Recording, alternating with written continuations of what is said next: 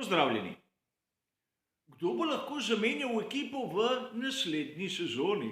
Na to vprašanje bomo skušali odgovoriti v naslednjih minutah.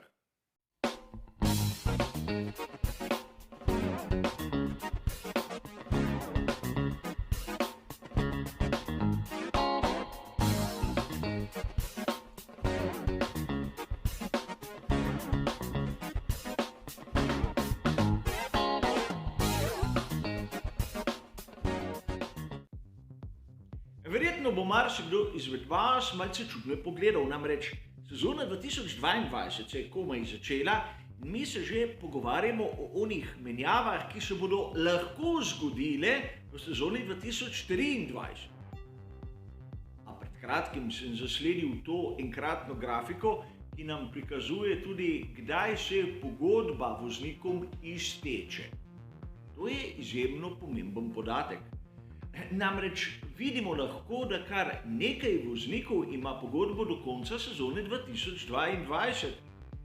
In čeprav je res, da v Formuli 1 pogodbe pogosto krat ne veljajo, bomo vzeli za osnovo to. Zakaj bi se ukvarjali naprimer z Maxom Verstappenom, Charlesom Leclercem ali Carlosom Sainzem mlajšim? Vemo, da imajo malce daljše pogodbe in zato kakšnih sprememb ne moremo pričakovati med sezono 2022 in 2023. In v podobnem vrstnem redu, kot so zapisani vozniki na sami tabeli, bomo skušali ugotoviti, kdo mora se nekako dokazati za podaljšanje pogodbe in v primeru, da podaljšanje ne bo, kakšne so njegove alternative. Seveda, vse v luči tega, da bomo lahko bolje spremljali tudi v nadaljnjih velikih nagradah, kaj določeni vozniki počnejo. Začnimo s prvim. Yuki Tsunoda. Ta ima veliko podporo strani Honde. In Honda je še zmeraj prisotna v Formuli 1. Čeprav ne na tisti uraden način, ampak verjetno je marsikdo izmed vas opazil, da tako na Red Bullu kot na bolidu Alfa Taurija je tista znana kratica HRT. A poleg tega, da ima Yuki Tsunoda zaslugo pri Hondi, je treba povedati, da med lansko in letošnjo sezono je že viden ogromen napredek. Spomnimo se le, kaj se je zgodilo lani na progi v Imoli in kakšno predstavo nam je ponudil letos. In tudi to nam nekako kaže, nekako daje vedeti, da v naslednji sezoni 2023 lahko pričakujemo, Yuki Tsunoda bo ostal pri Alfa Tauri. A take gotovosti pri Fernando Alonsu in Alpinu nimamo. Prvič zaradi tega, ker Oscar Piastri je tam in čaka na svojo priložnost. Drugič zaradi tega, ker Esteban Ocon je že sedaj dosegel boljše rezultate kot Fernando Alonso. In tretjič zaradi dejstva, da Fernando Alonso je rad prvi voznik v tisti strukturi, katere je član. In zaenkrat se mora Fernando še dokazati. Sicer kaže signale, ampak tistega resnega rezultata še ni. Vemo, da bi rad Fernando še nadaljeval kariero v Formuli 1, ampak znati si moramo, da leta so tu in alternative, kljub temu, da pri Alpinu lahko ne bo podaljšal pogodbe, tudi obstajajo, a o tem nekoliko kasneje. Tretji voznik, ki lahko nima pogodbe v naslednji sezoni, je Sergio Perez pri Red Bullu. A zopet pridemo v neko čudno igro vlog, kjer sam Perez lahko ni tisti ključni element. Njegov sedež je odvisen predvsem od tega, kaj želijo pri Red Bullu, pomišljaj Alfa Tauriju, narediti s Pierrom Gasliem. Kot smo videli, njegova pogodba velja še celotno naslednjo sezono, ampak pogodba je s celotnim koncernom Red Bulla, torej ne glede ali je pri Alfa Tauriju ali Red Bullu. Pierre Gasly si želi zopet prestopa v višjo kategorijo in vprašanje je, kdaj in če ga bodo uslišali. Namreč možnost je, da bodo počakali še naslednjo sezono in da bo Perez ostal tam, kjer je. Namreč Perez kot drugi voznik pri Red Bullu opravlja, po mojem osebnem mnenju, izjemno dobro delo in zaslužil bi se podaljšanje pogodbe. Po drugi strani Red Bull v nižjih kategorijah nima še tistega pravega voznika, ki bi ga lahko takoj postavil v Formulo 1.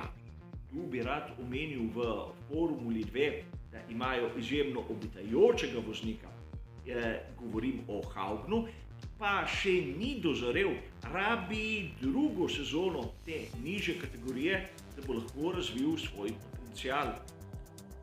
Seveda tudi Liam Lawson je tu, ki bi lahko uskočil, ampak mislim, da izbira tega voznika ne bi bila primerna. Zdaj se moramo premakniti k Aston Martinu in Sebastianu Vettelu. Njemu se izteče pogodba in slišali smo lahko kar nekaj govoric, da pri Aston Martinu si ga želijo zadržati. A mnogo je odvisno tudi od Vettela samega. Namreč ali bo dovolj motiviran za vztrajati v takih pogojih. Ne vem, ampak menim, da ukolikor bi se odločil za upokojitev, imajo pri Aston Martinu kar nekaj dobrih opcij. Že prej omenjena Fernando Alonso in Perez, ukolikor bosta prosta. Drugače bodo morali dobiti skupni jezik s Vettelom, kajti ekipa kot taka rabi izkušenega voznika. In Stroll, kot ste videli na sami grafiki, je voznik, ki ima veljavno pogodbo, ampak za čuda mi ne vemo, do kdaj traja. In verjetno začudenje je samo oblika mojega osebnega sarkazma. Slednji voznik je Zhou pri Alfa Romeo F1 Team. Tudi on ima enoletno pogodbo, ki se izteče konec sezone 2022. Tu ne smemo mimo dejstva, da Sauber ima v svoji skupini Thea Pourchaire v Formuli 2. Izjemno nadarjen mlad voznik, ki si bo želel priti stopničko više. Zdaj se bomo lahko začeli spraševati, kaj bodo naredili. Bodo sprejeli pokroviteljstva sredstva Zhouja ali bodo dali možnost svojemu lastnemu produktu Theo Pourchaire. Sam sicer navijam z drugo varianto. In kar se tiče denarja, se ne smemo ozirati preveč na situacijo v ekipi Williams. Tu so denarna sredstva primarnega pomena.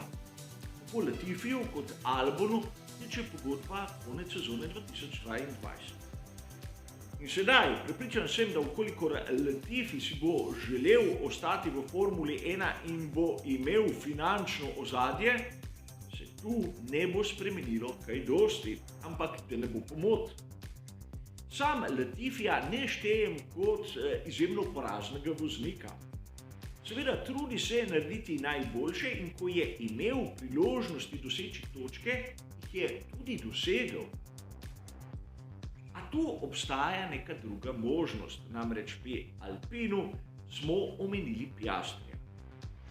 Mogoče bo francosko-britanska ekipa plačala Williamsu, da vzamejo njihovega rezervnega voznika, ukolikor bodo podaljšali z Alonsom. Tudi ta varianta je možna. Namreč nekaj podobnega se je zgodilo pri Aleksandru Albonu. Red Bull je primaknil določen del sredstev, da je tajski voznik v britanski ekipi. Ste opazili, da na njegovi čeladi so še zmeraj napisi Red Bull?